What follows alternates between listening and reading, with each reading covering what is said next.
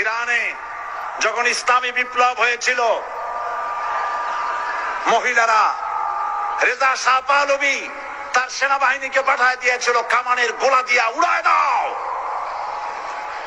হাজার হাজার মা বোনেরা, পুরুষেরা মিছিল করছে, মায়ের কোলে বাচ্চা, মায়ের পেটে বাচ্চা, মায়ের ঘাড়ে বাচ্চা,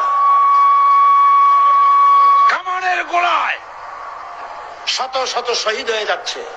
পিছন থেকে কেউ পালায় না। সমুদ্রের ঢেউয়ের মতো একটা ঢেউ এসে আশ্রয় পড়ছে, ঢেউগুলো পিছনে অ্যাবাউট টার্ন করে ফিরে যায় না, সব ঢেউ একটার পর একটা আশ্রয় পড়ে উপকূল ধ্বংস করে দেয়। 200-300 শহীদ হয়ে গেল। পেছন থেকে নারীরা পালাচ্ছে না, মেয়ে লোকগুলি লাশের উপর দিয়ে চলে আসতেছে।